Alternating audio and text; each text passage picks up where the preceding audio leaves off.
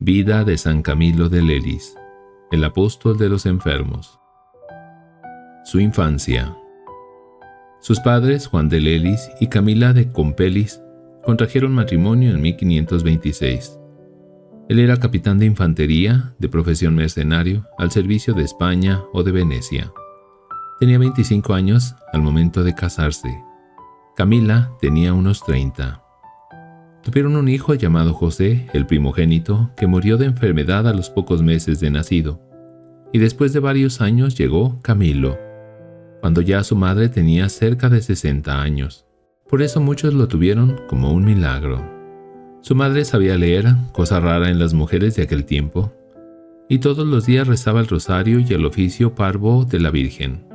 Como el padre estaba mucho tiempo fuera de la casa, en las guerras, ella fue la que se dedicó a cuidar y educar a su hijo Camilo, nombre que le pusieron en honor de su madre Camila. Camila, cuando estaba embarazada, soñó una noche que una pandilla de jóvenes, encabezada por su hijo, todos con una cruz roja al pecho, avanzaba por la calle. No se explicaba qué podía significar.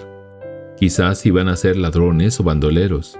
El día del alumbramiento era un día de fiesta en el pueblo, ya que se celebraba la fiesta de su patrono San Urbano. Camila fue a misa y allí le comenzaron los dolores del parto. Se retiró con algunas amigas y antes de subir al piso superior de su casa, dio a luz en el establo a un bebé grande y robusto.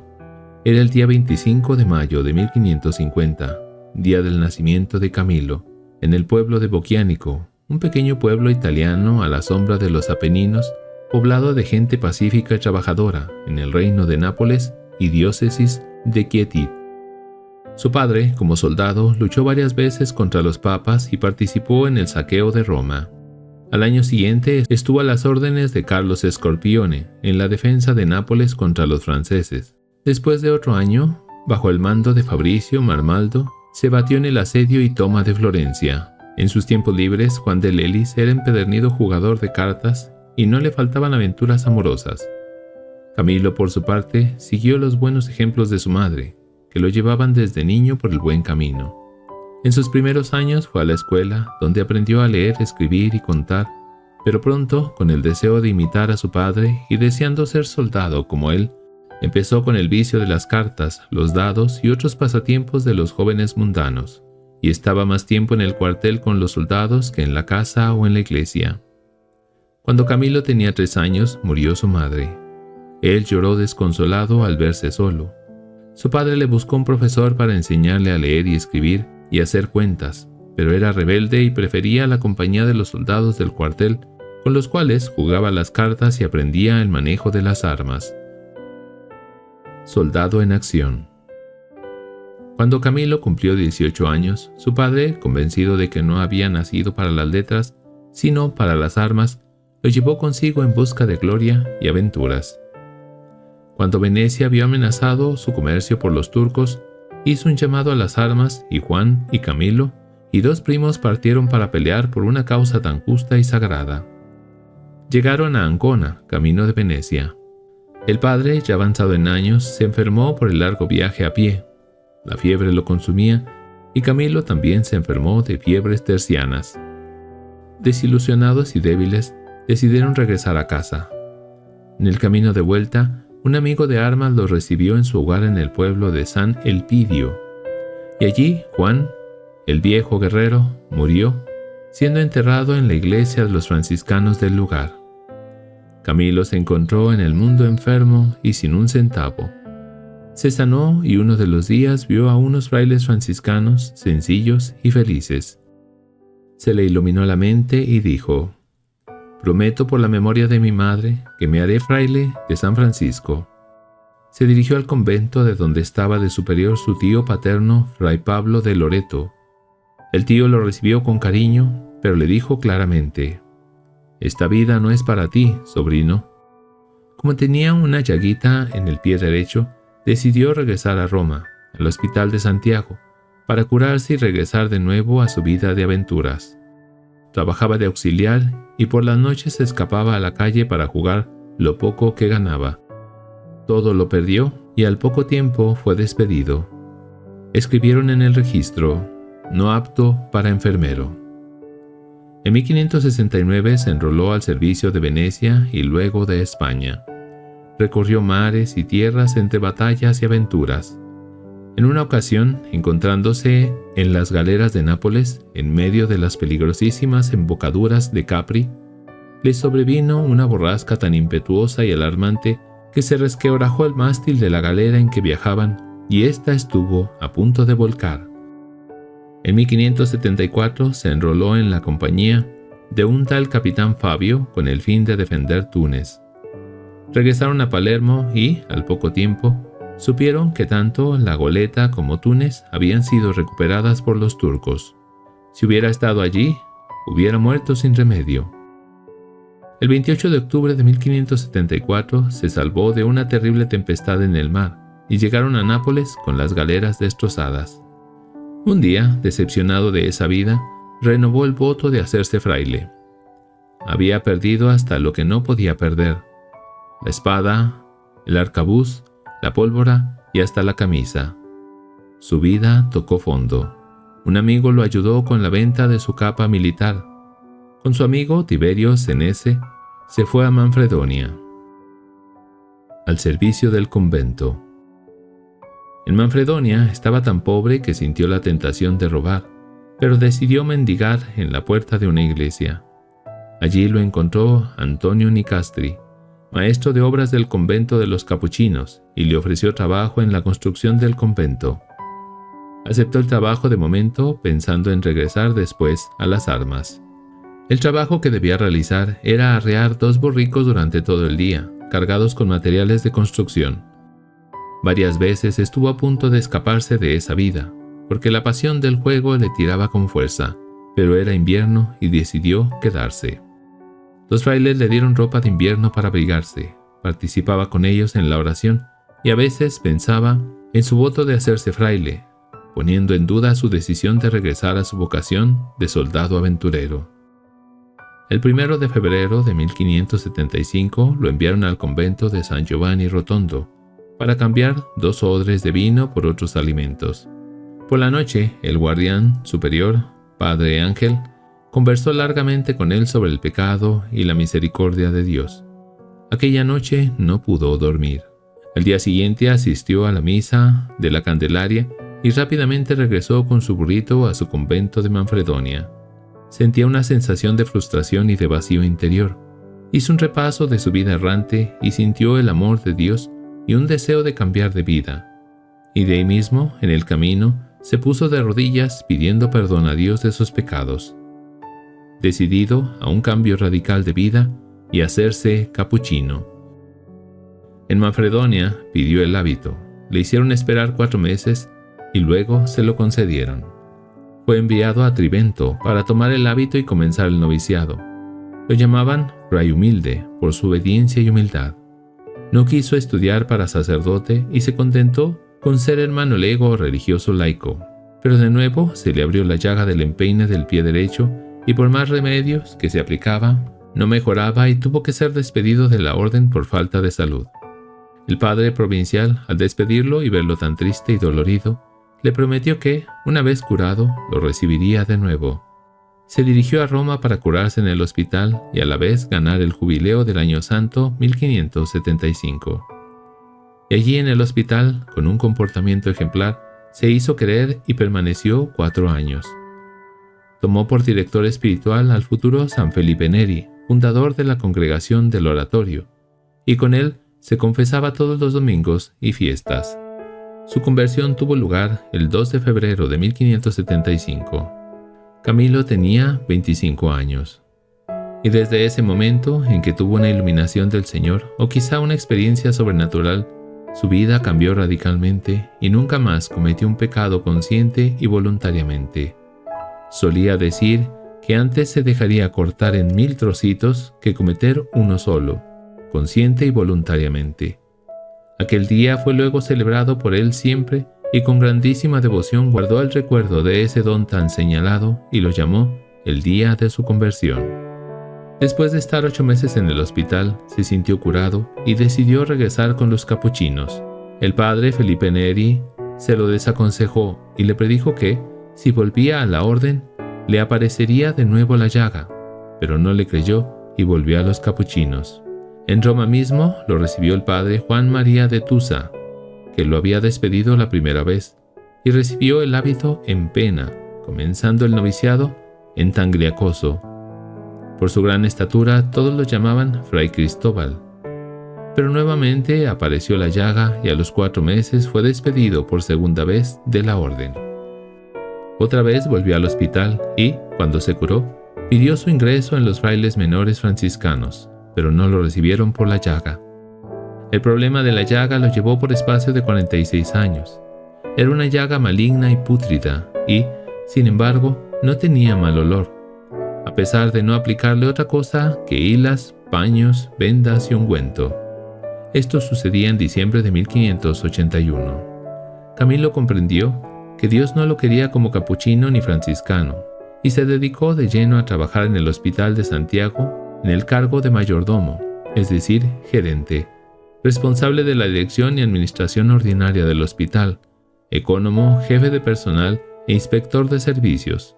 Introdujo la costumbre de lavar los pies a los enfermos antes de acostarse y quiso que en los hospitales hubiera grandes ventanales para que entrara el aire y el sol, lo que anteriormente no era común, o los locales no estaban apropiados para ello. Era tanto su amor a los enfermos que llamaba a su hospital jardín hermoso y perfumado. Observó que los trabajadores a sueldo eran perezosos y buscaban ventajas personales. A veces se dedicaban a charlar y a jugar en vez de atender bien a los enfermos. A veces amarraban a la cama a los enfermos más agitados y hasta llevaban a la morgue a moribundos aún con vida. De aseo e higiene no se preocupaban y la suciedad y malos olores provocaban ascos y la contaminación del ambiente con pulgas y chinches y hasta gusanos en los cuerpos de los enfermos. Veía cómo los enfermos sufrían por el trato de los empleados mercenarios, sobre todo cuando durante la noche necesitaban algo con urgencia. Él reprendía con severidad a los malos empleados y aunque fuera de noche, acudía compasivo en ayuda de los enfermos. Comienzo de la congregación. Pensando en cómo se pudiera ayudar con verdadera caridad a los enfermos, se le ocurrió que la mejor manera era licenciar a los empleados a sueldo y formar una compañía de hombres buenos y piadosos que, sin salario y voluntariamente, por amor a Dios y al prójimo, pudieran atender a los enfermos como madres con sus propios hijos enfermos. Incluso pensó que estos hombres podrían llevar como distintivo una cruz o algo parecido. Esto sucedía el año 1582, hacia la fiesta de la Asunción de la Virgen, que se celebra el 15 de agosto. Por supuesto que ni le pasó por la mente fundar una congregación religiosa, sino un grupo de buenos seglares que atendieran bien a los enfermos en el propio hospital donde trabajaban, en el Hospital de Santiago de Roma. A partir de esos pensamientos comenzó a orar al Señor para que lo iluminara. También hacía penitencia y lloraba ante el Señor pidiendo ayuda y luz para hacer realidad sus pensamientos.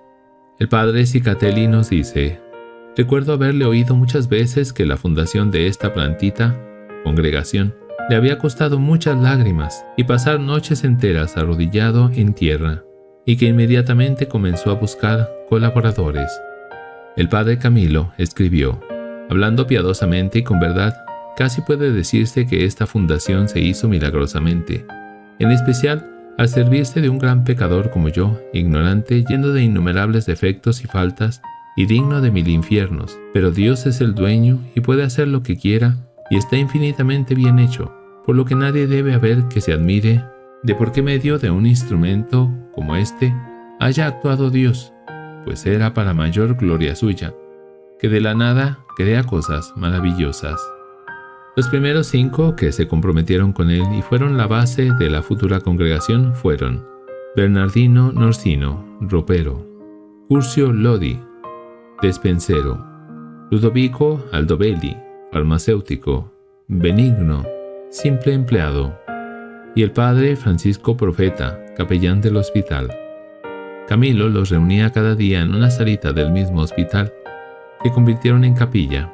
Allí oraban y Camilo los iba mentalizando según sus ideas, y de allí salían con fervorosa caridad a servir a los pobres enfermos. Al poco tiempo de comenzar a reunirse, un empleado del hospital, envidioso de que Camilo no lo había llamado a él, Los acusó de que tenían reuniones y querían adueñarse del hospital. Por eso los superiores les prohibieron reunirse y les ordenaron que abandonaran el oratorio y quitasen el crucifijo que habían colocado. Si querían rezar, podían hacerlo en alguna de las muchas iglesias de Roma. Camilo sintió mucho la prohibición y retiró el crucifijo de la capilla. Uno de los días estaba dándole vueltas al asunto para ver qué podía hacer y tuvo un sueño. Vio al crucifijo que había sacado del oratorio, que movía su cabeza y le daba ánimos. Sintió que le decía: «No tengas miedo, cobarde. Camina hacia adelante, que yo te ayudaré. Estaré contigo y sacaré gran fruto de esta prohibición». Por la mañana se despertó contento y animó a sus compañeros. Comenzaron a reunirse de nuevo en la pequeña iglesia del Hospital de Santiago, cuyas llaves tenía el padre Francisco Profeta como capellán. Allí oraban a escondidas, mientras los demás descansaban o dormían. Pero así no podían seguir escondiéndose.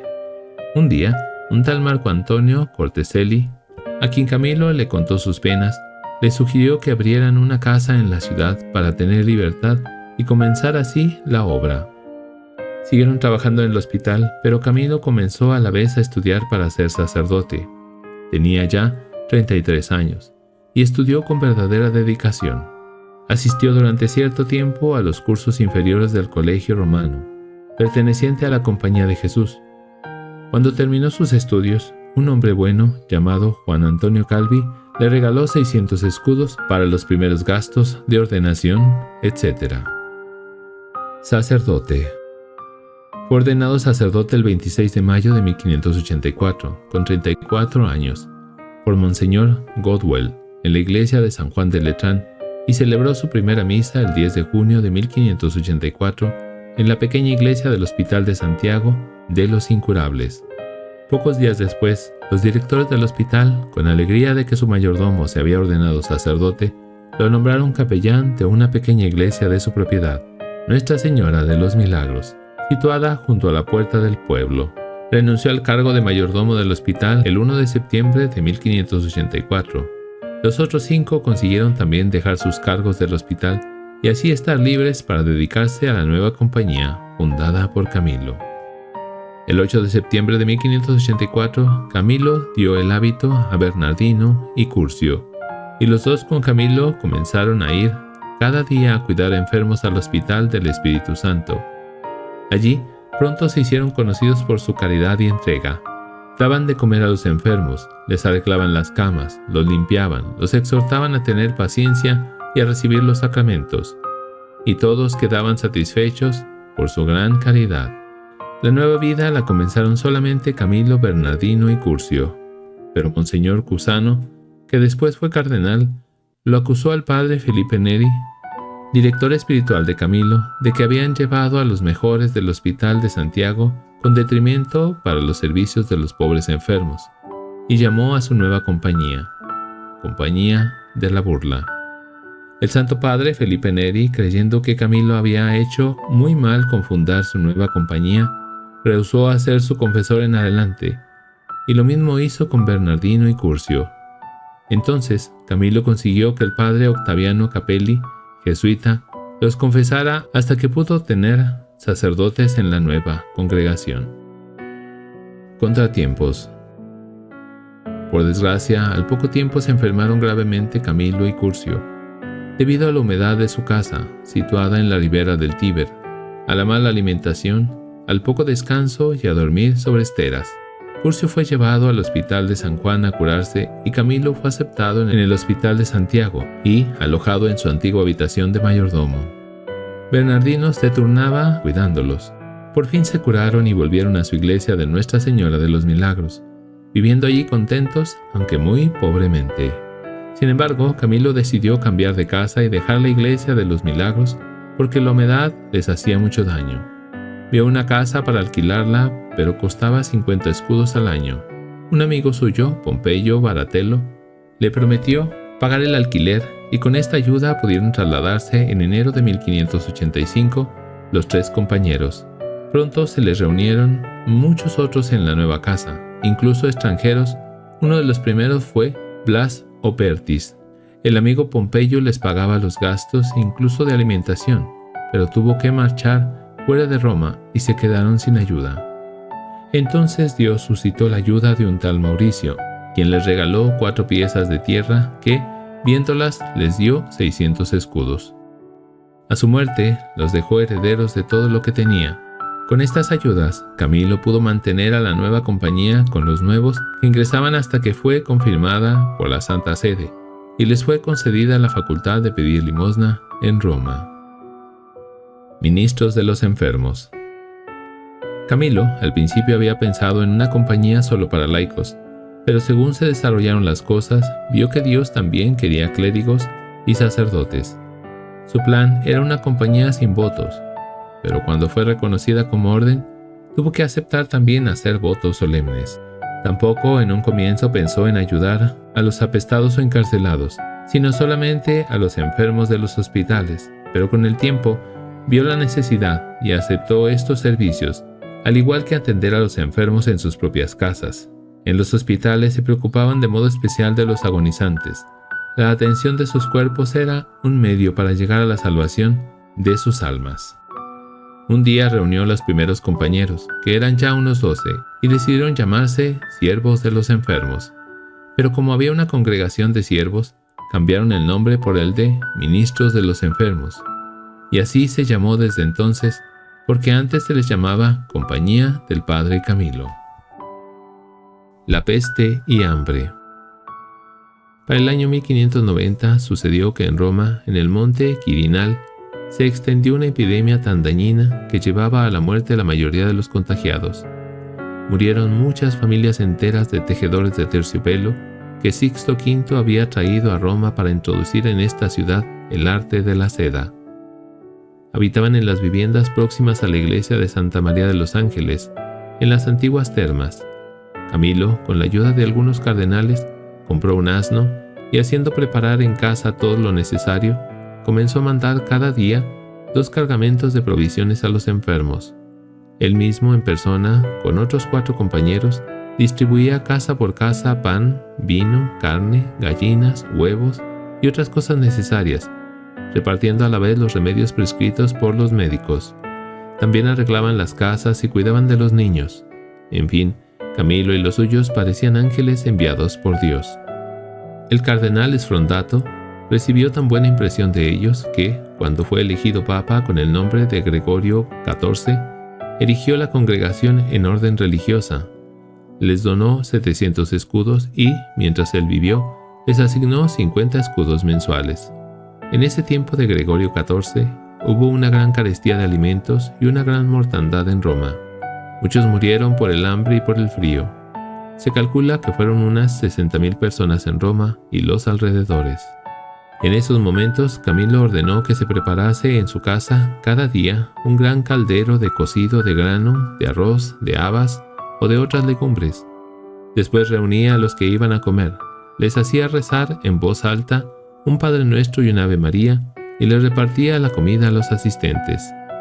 Después de comer, alguno de los religiosos les hacía una reflexión espiritual y, a los que lo necesitaban, los afeitaban, los lavaban, los cambiaban de ropa y les daban alguna ayuda para sus necesidades. Para que los pobres soportaran mejor el frío, gastó 300 escudos para comprar tela, calzado y gorros, y consiguió sastres para que hicieran jubones, camisas, pantalones, casacas y medias, y todo lo repartió a los más pobres. Un día Camilo oyó que muchos morían en las grutas y establos de Roma, y rápidamente mandó construir 2 literas cubiertas, pagando a 4 porteadores, y comenzó a ir cada día a las grutas, con 8 de sus religiosos para atenderlos, llevándoles pan, vino y toda clase de alimentos y vestidos. A los enfermos los llevaban a los grandes hospitales, pero a veces no los recibían por estar llenos, y entonces los llevaba a la propia casa de la congregación. En una ocasión, Camilo encontró por la calle a un grupo de pobres maniatados, de 2 en 2, que iban a ser echados fuera de Roma por orden del gobernador. Esto lo hacían con el fin de que en la ciudad no se declarase la peste. Camilo pensó que iban a morir de hambre y de frío, y suplicó al jefe, encargado de embarcarlos, que no cumpliese la orden, prometiendo que él se haría cargo de ellos. pero no le hicieron caso. Camilo comenzó a seguirlos como un padre tras sus hijos, condenados a morir. Cuando llegaron a Ripera, les hicieron embarcar, dando a cada uno un pan y un poco de dinero. Al ver esto, redobló sus súplicas, se puso de rodillas ante el jefe y le rogaba que no los expulsase o, al menos, que le dejase a los más enfermos y débiles. Aquel hombre, por fin, le dejó a 2 de aquellos pobres, a quienes Camilo escogió como los más enfermos, y los llevó a su casa. Allí los curó y cuidó hasta que estuvieron sanos y restablecidos. En otra ocasión, Camilo se acordó que en su casa había un saco de harina que se guardaba para las necesidades más urgentes. Sin decir nada a nadie, tomó 2 porteadores y se llevó el saco. Algunos religiosos se molestaron mucho, porque ya no quedaba harina para los de casa, pero Camilo los reprendió, llamándolos hombres de poca fe, por no fiarse de Dios. Y, ciertamente, un panadero generoso, durante la Eucaristía, les llevó a casa una cesta de pan blanco y fresco a crédito, esperando ser pagado cuando terminase la escasez. Hechos de vida. Un día llegaron a Nápoles varias galeras de España repletas de soldados de infantería, contagiados con un tifus pestífero que mataba a muchos de los apestados. Alertada la ciudad, se les prohibió la entrada y se les ordenó hacer cuarentena en Pozzolo. Entonces el virrey pidió al padre Blas que socorriera a los soldados, enviando a algunos religiosos ministros de los enfermos. Fueron 5 de ellos, conscientes de que se exponían a la muerte. Los aseaban, les cortaban el pelo y las uñas, les quitaban sus harapos malolientes y los lavaban de pies a cabeza, preparando a los moribundos para la muerte. Los soldados estaban tan debilitados y hambrientos que muchos morían con el bocado en la boca. No los aliviaba ninguna clase de medicina. A uno se le rompía el corazón de dolor debido a la gran mortandad de pobres soldados tirados por el suelo, mezclados hombres y mujeres. En fin, muerta casi toda aquella gente, comenzaron a enfermar también los nuestros. Los llevaron a Nápoles y 2 fueron dignos de irse a mejor vida. Otra gran mortandad sucedió en la ciudad de Nola, debido a las aguas, de las que vino una gran infección hasta el punto de que casi no quedaba gente con vida. Cuando llegaron los religiosos enviados por Camilo, se encontraron con un panorama desolador. La mayoría de las puertas y ventanas estaban cerradas, las calles solitarias, las iglesias vacías y los pocos habitantes tan escuálidos que parecían más muertos que vivos. Los Camilos confesaban, daban el viático, administraban la unción de los enfermos y transportaban en sus propias espaldas a los muertos para sepultarlos. Bautizaron muchos niños y unieron a algunos que vivían en concubinato. Encontraron a muchos muertos, no solo de 4 días, sino hasta de 8, tendidos en sus propios lechos, en los que también yacían otros enfermos muy próximos a la muerte por el intolerable hedor de aquellos cadáveres. Los religiosos, además de sepultar a los muertos, buscaban a los enfermos casa por casa y les llevaban algo de comer para reconfortarlos. En esta peste murieron 5 de los religiosos. Murieron con gran alegría, teniéndose por dichosos al haber expuesto la vida por amor de Dios y por la salud del prójimo. En 1590, en Roma, durante el verano, las fiebres malarias se llevaron a muchos a la tumba. Los hermanos de San Juan de Dios, los oratorianos y la Compañía de Jesús no se quedaron atrás. El mismo Papa Sixto V murió contagiado. Camilo adquirió 2 cabras que llevaba siempre consigo para amamantar a los niños que habían perdido a su madre y estaban llorando en sus lechos de muerte. Después de las fiebres vino la escasez. Camilo organizó raciones de comida para un ejército de pobres. En 1591, en Roma, vino la peste bubónica. En el reducido asilo del Puente Sixto, 2000 acogidos amenazaban con extender la epidemia. Los parásitos abundaban por todas partes. El Papa autorizó a Camilo a organizar las cosas y solucionar los problemas. 5 religiosos murieron también esta vez. En 1598 se desbordó el Tíber y Camilo y los suyos consiguieron evacuar y salvar a 300 enfermos de la capilla del Hospital Santo Espíritu. Un día, el Papa Clemente VIII pidió a Camilo 8 religiosos para ir a cuidar a los soldados enfermos del ejército de los estados pontificios que iban a Hungría, Partieron los religiosos y se ganaron la admiración de todos por sus buenos servicios, atendiendo a los soldados enfermos, heridos o agonizantes. Prestaron servicios en los hospitales de Viena, Camare, Alá, Pozonia y en algunos campamentos del ejército. Solo murió un religioso, Aníbal Montagiolo. Eran verdaderos héroes de la caridad. Problemas en la orden. Camilo fue a visitar la casa de Milán. Los religiosos iban y venían todos los días al hospital, como se había hecho siempre desde el principio de la congregación. Pero los directores del hospital le pidieron que concediese a 6 religiosos para que permanecieran continuamente en el hospital para el ministerio exclusivo de las almas. Al principio no aceptó, pero después le vino a la mente sus primeros pensamientos, cuando quiso fundar la congregación en el Hospital de Santiago, para librar a los enfermos de los empleados mercenarios. Y por fin aceptó la oferta, y no solo envió 6, sino tantos cuantos mercenarios había en el hospital. Los directores despidieron a los mercenarios y 13 religiosos se hicieron cargo de todos los servicios corporales de los enfermos.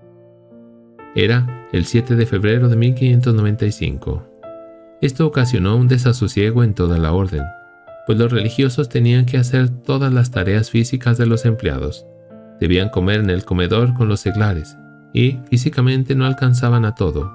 Era un trabajo agotador. Además, Camilo quería hacer esto en todas las casas. Muchos de los religiosos se rebelaron porque eso no estaba mandado en la bula de fundación, en la cual se hablaba de todas las maneras de servir, menos de las tareas físicas pesadas. Estaba claro que entre los servicios que debían prestar en los hospitales, uno era el servicio espiritual de las almas y la administración de los sacramentos. En cuanto a cuidar y atender a los enfermos, alimentarlos, limpiarlos, hacerles las camas, curarles las heridas y hacerles cualquier caridad que necesitaran, tampoco había discusión.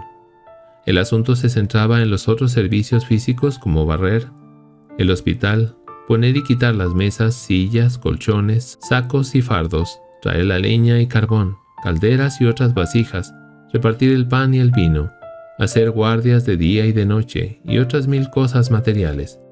Y estos trabajos físicos agotadores no podían aceptarlo, por no tener tiempo y porque no alcanzarían sus fuerzas para todo.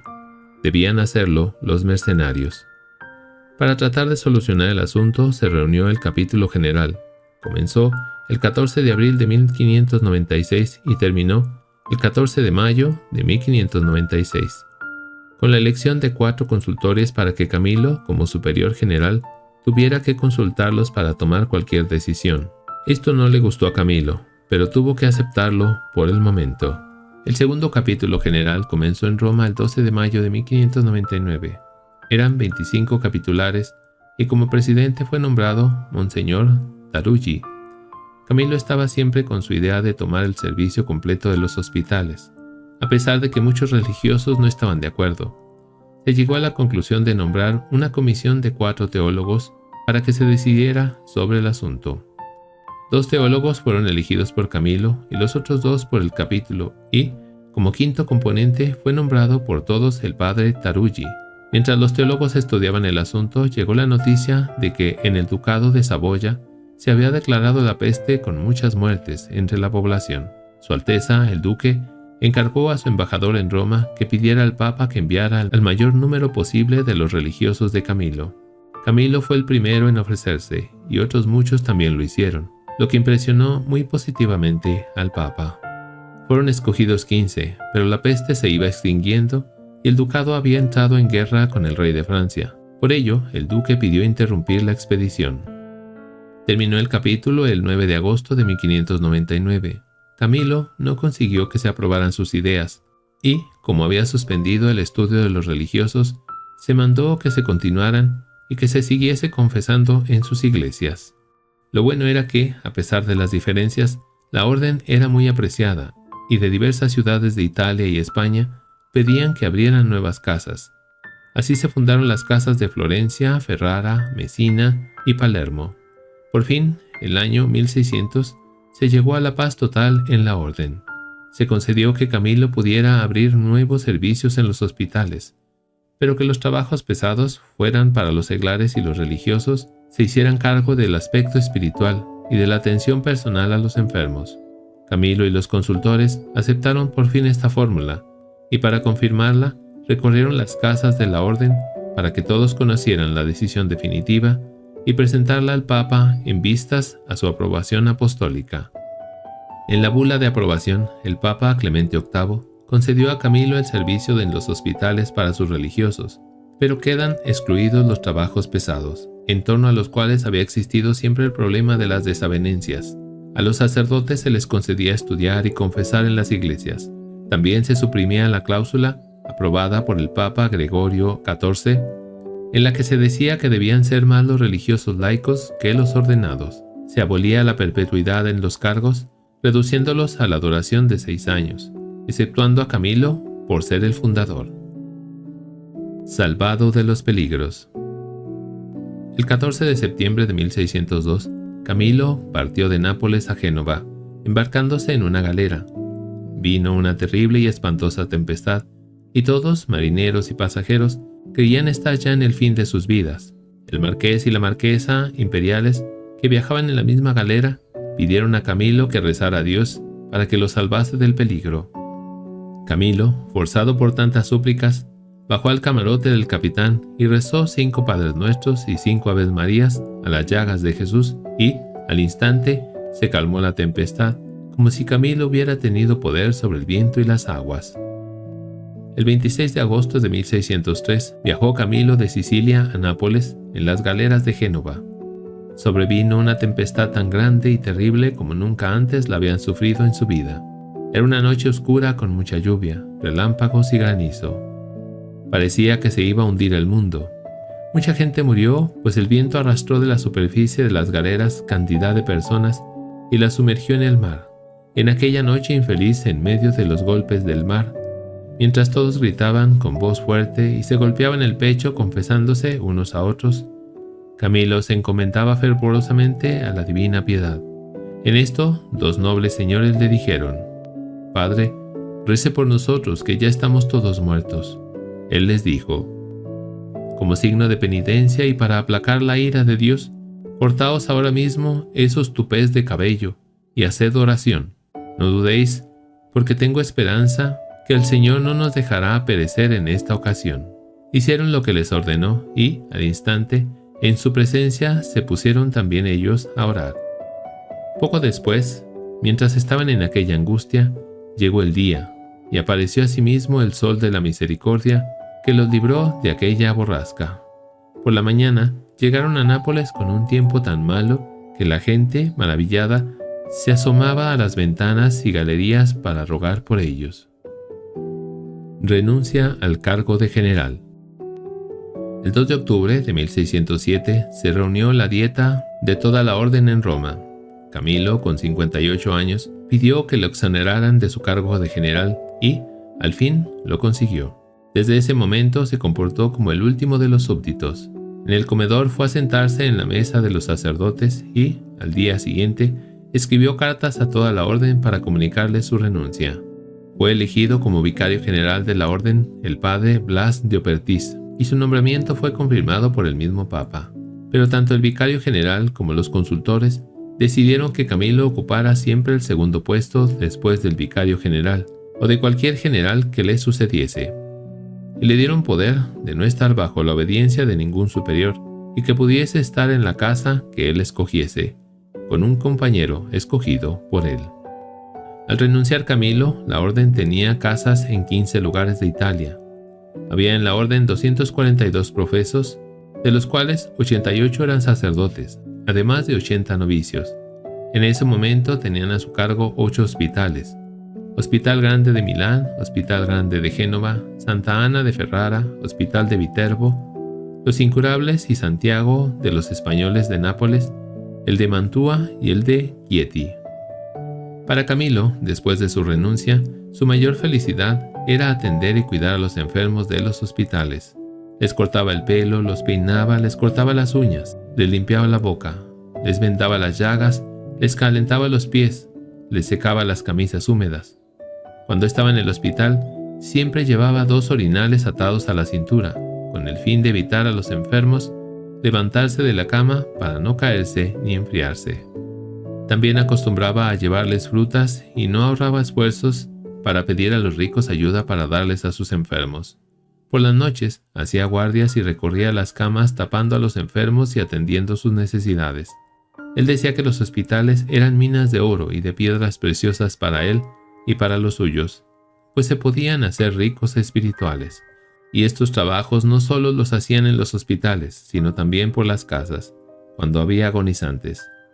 A veces daba pena verlo subir las escaleras con su pierna tan llagada que apenas la podía arrastrar. Una noche, volviendo de casa de un moribundo con el padre, Escipión Carroza, no teniendo luz, se dio con la pierna llagada en un madero atravesado en la calzada por obras del pavimento, y se hizo tanto daño que cayó en tierra como muerto. Apenas se pudo levantar con la ayuda del compañero y, alabando y bendiciendo al Señor, llegó a casa con el zapato lleno de sangre. En sus viajes por tierra solía dar limosna a los mendigos que encontraba por el camino. A veces, si estaban muy débiles o enfermos, les concedía su cabalgadura, sobre todo si eran sacerdotes. En los viajes por mar preguntaba si había enfermos para atenderlos y, más de una vez, distribuyó entre ellos las provisiones que llevaba para el viaje. Tenía compasión de los galeotes, condenados al remo, y les daba limosnas o les daba ropa y otras cosas útiles. También mandaba alimentos y ropa a los presos de la cárcel y, sobre todo, cuando conocía que había alguna viuda en necesidad. En las casas de la orden era el primero en lavar los platos, servir el comedor y cuidar a los enfermos. Y si había trabajadores en casa, él mismo trataba de ayudarlos, transportando piedras o ladrillos con la carretilla o haciendo cualquier obra útil. En Génova, nuestros religiosos fueron llamados para ayudar a una pobre mujer moribunda, a la cual encontraron tan en las últimas y tan fatigada por el catarro que apenas podía pronunciar palabra. Le preguntaron, como siempre solían hacer los nuestros, si por ventura le quedaba algún escrúpulo en la conciencia, con el fin de que pudiese descansar antes de perder totalmente el sentido. Ella volvió piadosamente la vista hacia el padre y le dijo: «Padre querido, Dios le ha mandado aquí para mi salvación». Cuando todos los presentes se alejaron de la cama, ella añadió llorando: «Padre, hace ya 30 años que no creo en la Santísima Hostia del altar, y siempre me he avergonzado de confesarlo». Entonces, apenado el religioso porque casi no había tiempo, le hizo un breve repaso de los pecados más graves. Después de darle la absolución, le sobrevino a la moribunda un dolor y llanto tan grandes que apenas pudo acabar la penitencia, que consistía en repetir 5 veces el nombre de Jesús. Y, ante el asombro del padre, pasó a la otra vida. El religioso se quedó totalmente maravillado al pensar en el peligro en que se había encontrado aquella alma que, sin duda, se hubiese perdido para toda la eternidad, si sus parientes hubiesen tardado un poco más en llamarlo. En Bolonia, mientras asistían a una mujer ya mayor, ésta lloraba tanto que hizo sospechar al padre de que tuviese algún pecado no confesado que no dejaba tranquila su conciencia, y le preguntó sobre ello. Viéndose medio descubierta, dijo: «Padre, es verdad, hace ya 32 años que una hija mía, habiendo dado un mal paso, quedó embarazada, y al dar a luz, yo, por no descubrir su falta, arrojé al niño al pozo sin bautizarlo. Desde entonces, siempre me he confesado y comulgado muchas veces al año, pero nunca me he acusado de este pecado. Considere cada uno cómo debió quedar aquel pobre religioso». El padre le hizo una breve confesión que apenas pudo acabar, pues inmediatamente pasó totalmente arrepentida al Señor. Otra mujer que agonizaba en Roma por haber comido setas venenosas, mientras uno de los nuestros le estaba ayudando a bien morir, le dijo: «Padre, hace 20 años que soy la concubina de este hombre que está presente. No me lo he confesado nunca, aunque cada domingo haya frecuentado la confesión y la comunión. Y así todos los feligreses y el vecindario han pensado siempre que era mi marido». Medio estupefacto, el padre apenas tuvo tiempo de proponerle algunos actos de dolor y contrición, pues después de recibir la absolución, cerrando los ojos, murió arrepentida. En Roma, un estudiante que había estado al menos 15 años sin confesarse, cuando llegó el momento de la agonía, quería morir desesperado. Llamaron a los nuestros, que al ver su mala disposición, comenzaron a persuadirlo. Al poco de haberse confesado, murió dando muestras de un gran arrepentimiento, pues habiéndole impuesto el padre una penitencia pequeña que hubiese podido cumplir rápidamente, no la quiso aceptar diciendo que quería una mayor, y aunque sabía que no la podía cumplir en este mundo, decía que quería hacerla al menos en el otro. Rogaba fervientemente al padre que se la escribiese en un papel y que se la atase al cuello para compadecer así ante el tribunal de Dios, en señal de estar arrepentido. Ante sus súplicas, el padre se vio obligado a contentarlo, poniéndole dicho papel atado al cuello. De este modo murió felizmente. Sanando enfermos. En Roma, en 1589, el novicio Alejandro Gallo estaba enfermo, desahuciado por los médicos. Parecía estar tan cercano a su muerte que algunos hermanos, de camino hacia el hospital, rezaron el rosario por él, pensando que a la vuelta lo encontrarían muerto. Camilo fue a visitarlo y mandó a todos fuera de la enfermería. Le preguntó si quería curarse y perseverar en la congregación. Él respondió que sí. Entonces le puso la mano en la frente por encima de los ojos para que no viera lo que hacía, pero el enfermo lo observó todo por entre los dedos. Levantó los ojos al cielo y rogó al Señor por su salud. Le dijo que permaneciese alegre y confiado en Dios, porque no moriría de aquella enfermedad. Al día siguiente, por gracia del Señor, los médicos lo encontraron sin fiebre y libre de toda dolencia. Solo quedaba en él la relativa debilidad. Los doctores estaban totalmente asombrados. Desde aquel día, Alejandro Gallo afirmaba y manifestaba siempre que fue obra del cielo, obtenida por la oración del padre Camilo. Nápoles, mes de abril de 1594. El novicio Santiago Antonio Murtula estaba con fiebre maligna. Al quinto día le sobrevino una erisipela en el hombro izquierdo, que en poco tiempo le inflamó el brazo y la mano y avanzaba hacia el corazón, con gran peligro para su vida. Una noche, mientras Camilo le hacía la guardia, el enfermo le dijo que la hinchazón le llegaba casi al pecho izquierdo y que sentía que le sofocaba el corazón. Entonces Camilo le descubrió el pecho y le hizo el santo signo de la cruz sobre el corazón, diciéndole que no temiese, porque aquel mal no pasaría adelante. Después lo cubrió y se marchó. Ciertamente fue sorprendente, pues llegado el día, el enfermo comprobó que la hinchazón no había pasado adelante. Había llegado justo a aquella parte que Camilo tocó, como si sus dedos hubiesen tenido la virtud de marcar los confines del mal.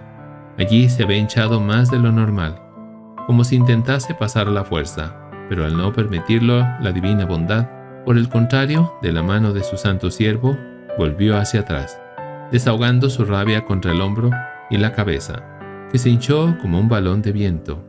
A los pocos días se curó y siempre contó a todos que él había recobrado la salud milagrosamente por los méritos y la mano del padre Camilo. Roma, año 1596. Unos días después de acabado el capítulo general, estaba enfermo de muerte Francisco Antonio Bálsamo, novicio, desahuciado por los médicos, que eran los señores Seca, Varga y Baltasar Vergaro, este último médico ordinario de casa. Por la mañana habían tenido consulta y concluyeron que no quedaba otra esperanza de vida excepto confiar en su juventud. Mandaron que se le diese el santo viático y, esa misma mañana, después de que partieron los doctores, le fue administrado. Al enterarse, Camilo fue a visitarlo y le preguntó cómo se encontraba. Le contestó que mal. Camilo le dijo: no tengas miedo, porque aunque los médicos esta mañana lo han dicho así, tú no morirás de esta enfermedad. Después, al verlo sin gorro de dormir, le preguntó: ¿no tienes gorro? Respondió que lo había perdido por la cama. Lo buscaron y, al no encontrarlo, le dijo al enfermero que le proporcionase otro, pero Dios permitió que tampoco encontrasen la llave del arcón donde estaba la ropa limpia. Entonces, Camilo fue a su habitación, tomó su propio gorro de noche, volvió y se lo puso al enfermo en la cabeza. Después oró junto al enfermo, le hizo el signo de la cruz sobre la cabeza y se marchó. Inmediatamente sucedió algo asombroso. En cuanto salió de la enfermería, asaltó al enfermo un extraño ataque de frío, con tanto temblor y sudor que mojó 2 colchones y un jergón, y caló hasta la tierra. También se puso todo amarillo como si hubiese estado teñido de azafrán. Al cabo de 2 horas, le pasó el frío y el calor amarillo. Le pasó también el mal y se encontró totalmente sano. Esto produjo un gran asombro, no solo en el médico de cabecera que volvió a la tarde, sino también en todos los nuestros, que ya se estaban preparando para rezarle el oficio de difuntos. El enfermero ya había preparado incluso las vestiduras para la sepultura. Desde aquel día, el enfermo siempre contó de su propia boca que, en cuanto tuvo el gorro de Camilo en la cabeza, inmediatamente sintió una conmoción interior. Le sobrevino el mencionado ataque y curó de todo mal. Lo propagaba como un milagro extraordinario. Mes de marzo de 1596, Nápoles. El novicio Lucas Moneta estaba enfermo de fiebre desde hacía algunos días. Le atacó también una fuerte erisipela, que le hinchó tanto la cabeza y la garganta que no podía ni siquiera tragar agua. El médico de casa, señor Juan Andrés Meluso, lo consideraba ya perdido. Ocurrió que un día, miércoles a las 21 horas, llegó Camilo desde Roma a dicha casa y tal como era costumbre, sin quitarse las botas ni las espuelas, se fue inmediatamente a visitar la enfermería y a abrazar a todos los enfermos. Cuando llegó a la cama de Lucas, se asombró de aquella gran hinchazón y, como el enfermo se quejaba mucho, le preguntó en qué parte le dolía más. Él respondió que sentía gran dolor en la parte izquierda del cuello. Entonces, tocándolo con las 2 manos, lo signó con la Santa Cruz, diciéndole con rostro alegre que no temiese porque curaría. Súbitamente le pasó el dolor, se desinfló aquella parte y por la tarde comió incluso pan, cuando anteriormente ni siquiera podía tragar el agua. Por la mañana vino el médico y encontrándole el cuello deshinchado y conocido la causa, le dijo: «Dios te perdone, hermano mío, por no haberte hecho tocar también el otro lado, ya que estarías curado del todo». En fin, después de 3 o 4 días, el enfermo se encontró sano y sin ningún mal. En el hospital de Santa María de Florencia, a un moribundo de mal de difteria, ya le habían administrado los santos óleos y le estaban recomendando el alma. El padre Epícuro sostenía las acostumbradas cruz y vela a la cabecera del moribundo. Llamaron al padre Camilo, quien, ayudándolo a bien morir, le tocó la garganta para hacerle el signo de la cruz. No transcurrió ni media hora cuando, vuelto en sí, el enfermo curó y se levantó de la cama y caminó por el hospital. Fue testigo de este hecho Aníbal Roncallo, profeso. En la misma ciudad de Florencia, el señor Nero de Neri tenía a su pequeño hijo muy querido, llamado Felipe, tan mal a causa de un absceso en la cabeza, que ya había perdido el habla y lo tenían y lloraban por muerto. Su madre, la señora Minardesca, y otros de casa lo llamaban y no respondía ya palabra alguna. Como eran grandes admiradores de Camilo, que había apadrinado al niño, lo mandaron llamar. Cuando llegó, le puso la mano en la cabeza y, llamándolo por su nombre, inmediatamente se despertó y se le soltó la lengua, y con gran contento de todos, respondió y habló perfectamente. Desde este momento en adelante comenzó a mejorar, de tal forma que en pocos días estuvo libre de todo mal. Este hecho fue tenido por aquellos señores como algo extraordinario y como tal lo contaba la señora condesa de Pitigliano, hermana del muchacho. Milagros de Dios. El año 1606 encontró Camilo en Nápoles a Juan Bernardino y Jacobo, sus sobrinos de Buquiánico. Se alegró con ellos y les pidió fuesen otro día a comer a su convento. Obedecieron y quedaron admirados de que les hubiese conocido, porque desde muy niños jamás lo habían visto. Les recibió armoniosamente y encargó al padre Blas les llevase a comer a un aposento, donde les tenía puesta la mesa. Antes de sentarse entró Camilo y echó la bendición a la vianda y los dejó. Era Cuaresma. Les sirvieron unas hierbas y pocos peces, a cada uno en su plato aparte. Mientras comían, pensó Juan que había de ver alguna cosa maravillosa obrada por Camilo. Desocuparon los platos, sin dejar nada de la porción, y los retiraron en la mesa. El hambre de caminantes o pedía más comida o la deseaba. En el aposento no había más que los 2 convidados y el padre que los asistía, que nunca se apartó de su presencia, después que les trajo la comida. Volvieron los ojos a los platos que habían quedado limpios y los vieron llenos de vianda caliente. Se miraron unos a otros y daban vuelta con los ojos por ver quién los había traído. alegres con el plato milagroso, dieron gracias a Dios que se mostraba admirable en su siervo Camilo. El año 1612 cuidaba Domingo Rocío de la cocina de la casa de Roma. Entró en esta oficina una mañana Camilo con 2 pobres a los lados, y dijo al hermano que les diese 2 menestras, 2 escudillas de caldo con sus hierbas y un poquito de carnero.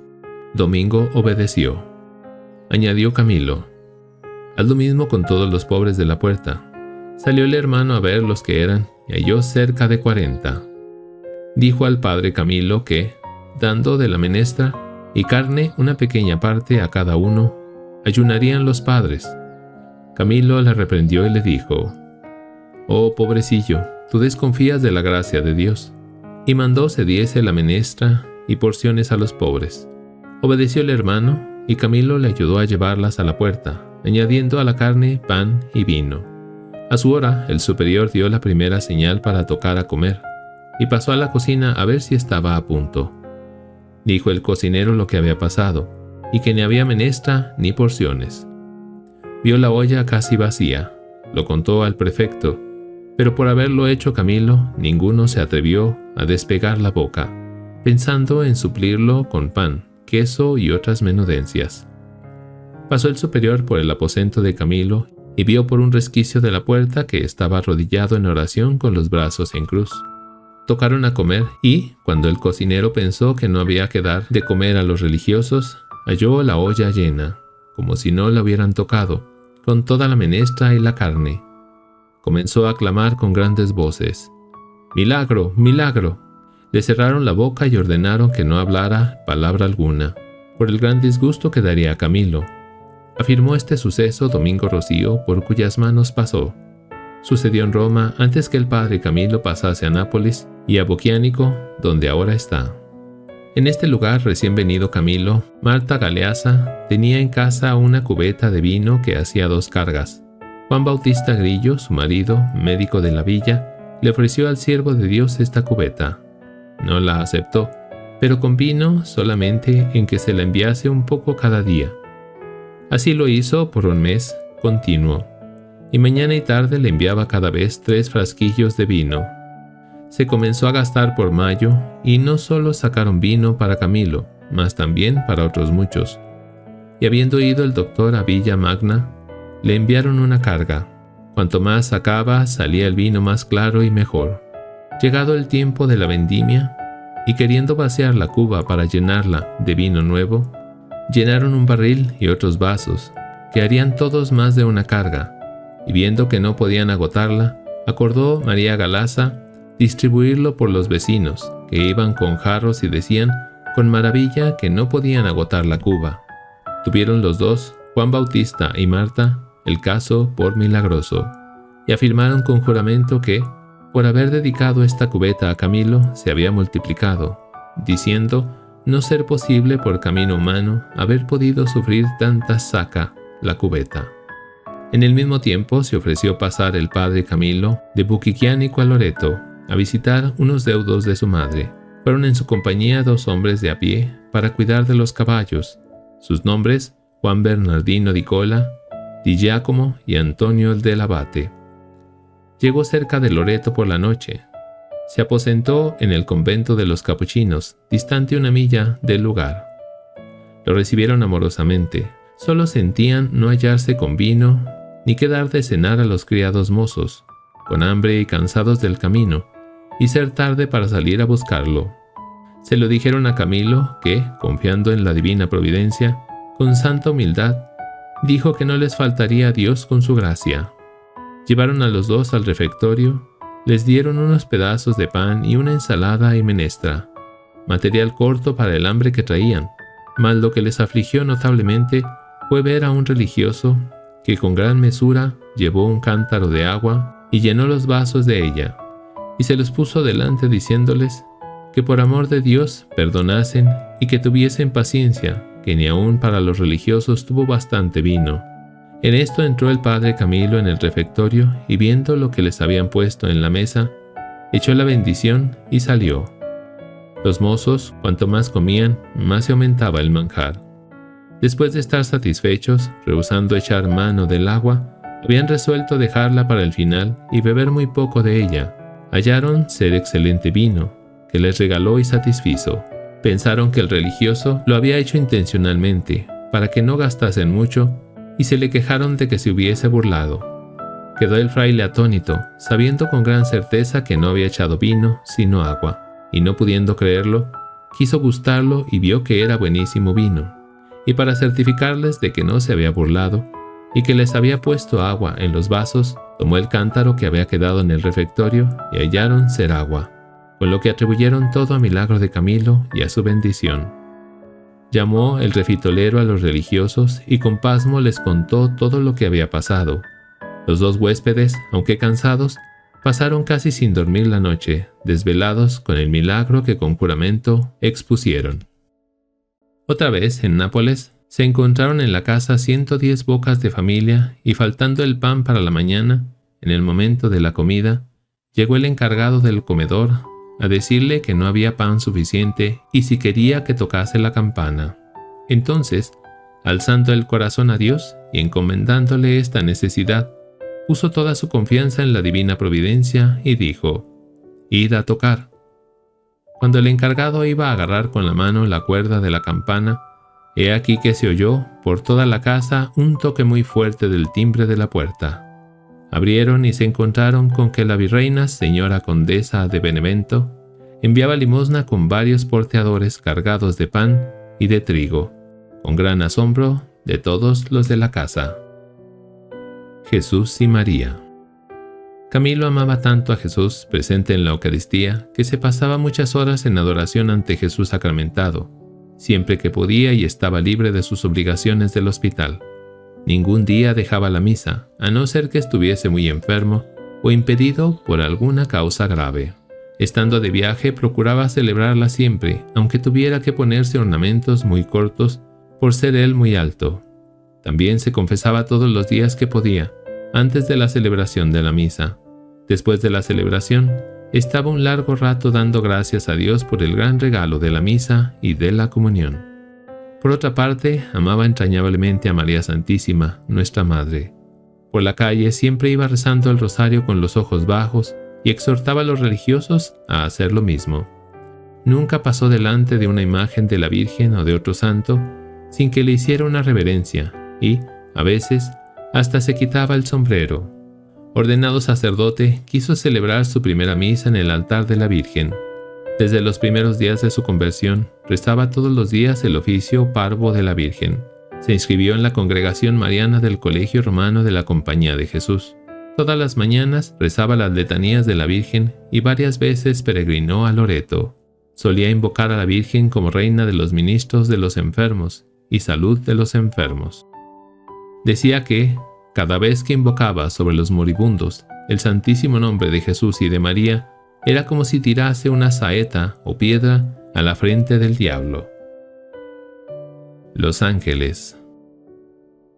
Un día se declaró en Roma una enfermedad maligna, una especie de peste que atemorizó a todos. El Papa mandó a los cardenales que se preocuparan de los enfermos de sus parroquias, y el Papa se reservó los de Burgos Saint-Angelo, que encomendó al cuidado de Camilo, a quien ya toda Roma consideraba el padre de los pobres y los enfermos. Y fue una maravillosa providencia de Dios que, en esta ocasión, ningún religioso de Camilo se enfermó. En este tiempo de tantos muertos, sucedió que en la casa de Roma, a medianoche, fueron llamados los religiosos por un precioso joven para ayudar a un hombre que se estaba muriendo. Curcio Lodi envió inmediatamente al padre Jerónimo Chiarella y Juan Pascual. El joven los llevó hacia Tordinona, donde decía estar el enfermo. Por el camino, el padre Jerónimo preguntaba sobre el nombre y otras características del moribundo, según es costumbre hacer entre los nuestros.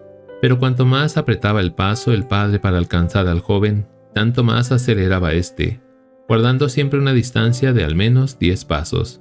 Viendo que no podía alcanzarlo, no hizo ningún intento más y se puso a seguirlo, totalmente asombrado.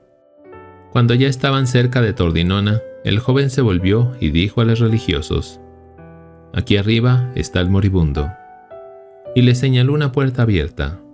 Dicho esto, desapareció tan rápidamente de su vista que no lo vieron más. Quedaron totalmente atónitos. Subieron las escaleras y encontraron primeramente una estancia sin luz, donde nadie respondió a sus llamadas. Continuaron subiendo, iluminados por su linterna, y encontraron otra estancia despojada de muebles, a excepción de una cama donde yacía un bello anciano, todo blanco en trance de muerte. A su cabecera había una lámpara de aceite pendiente de un clavo. Volvieron a llamar por si había gente en casa, pero no respondió nadie. Estaban verdaderamente atemorizados. Un temblor frío empezó a recorrer sus huesos, pero se arrodillaron para cumplir con su ministerio. Apenas habían comenzado cuando se le aparecieron al padre 3 formas feísimas de hombres desnudos con las carnes de color castaño y con las barbas bifurcadas, y que, sin hablar, con ojos y rostros terribles, espantosos y de fuego, alzaban las manos y lo amenazaban por cumplir con aquel ministerio.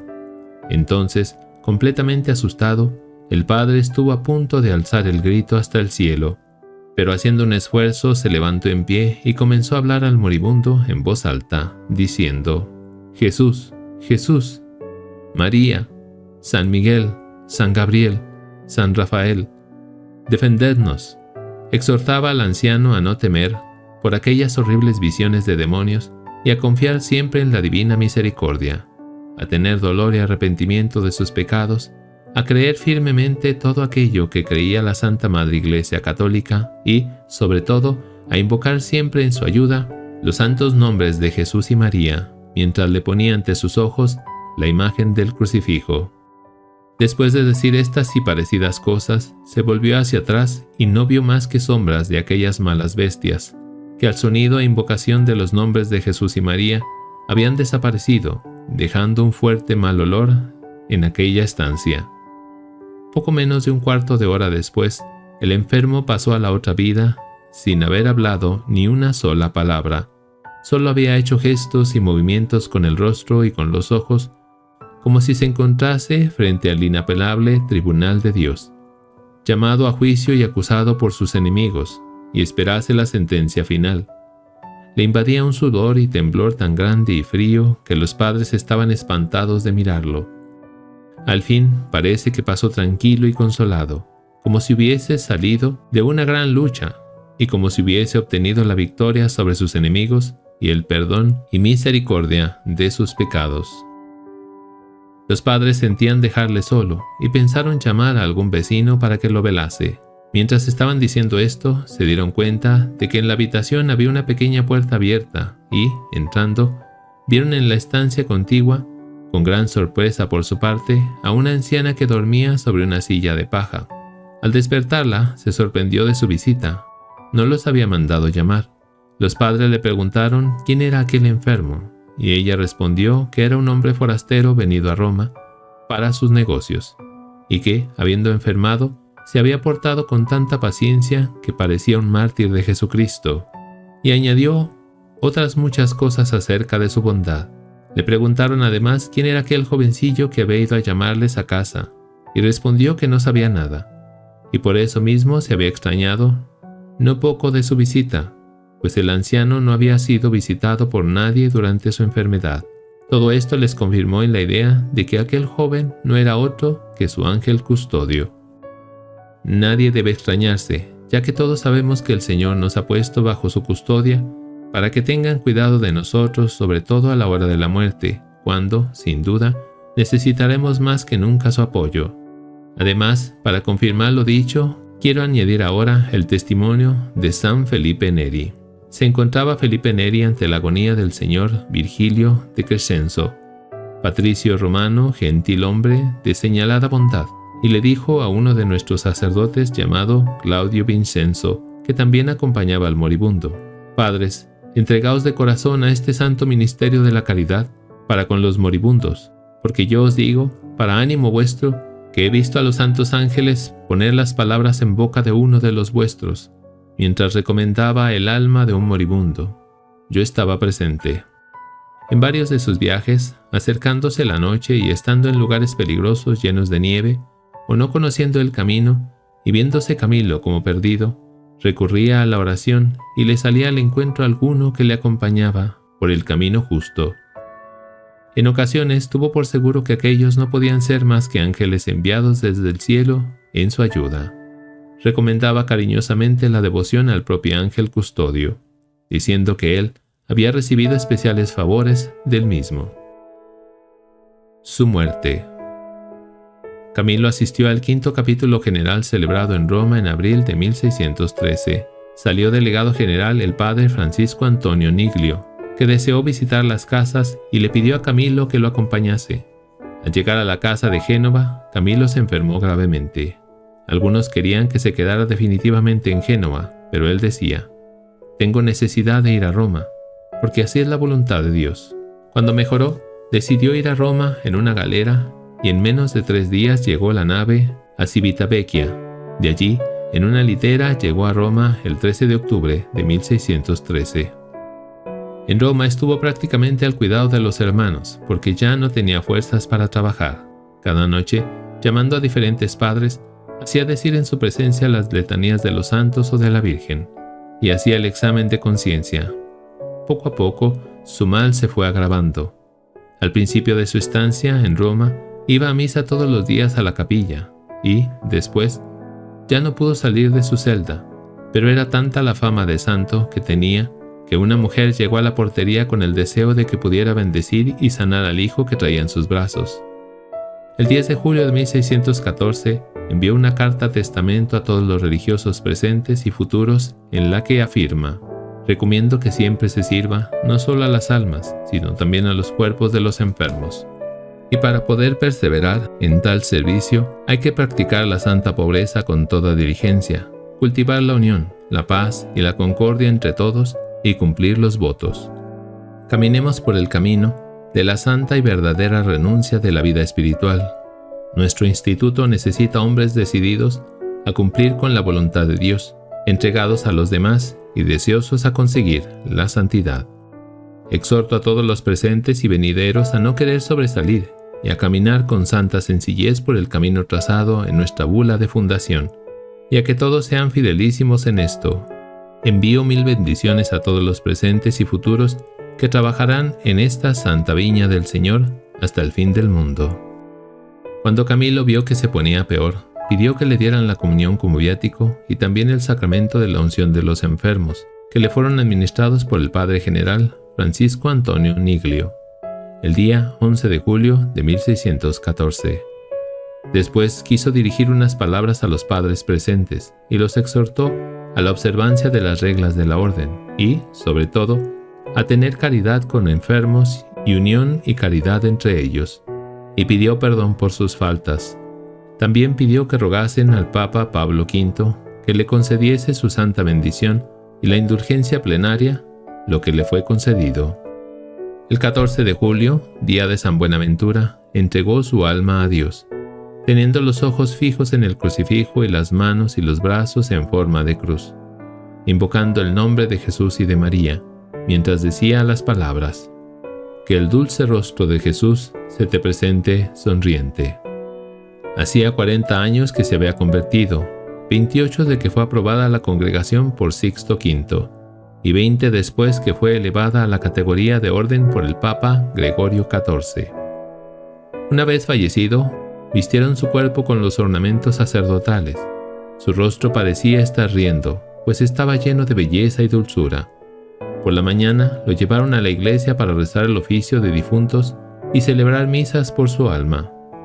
Muchísima gente de Roma venía y decía: «Venimos a ver al santo», y querían besarle las manos, los pies, el rostro y tocarle con rosarios, flores, etc. Fue beatificado por Benedicto XIV el 8 de abril de 1742 y canonizado el 29 de junio de 1746 por el mismo Papa, quien dijo de Camilo que era el fundador de una nueva escuela de caridad.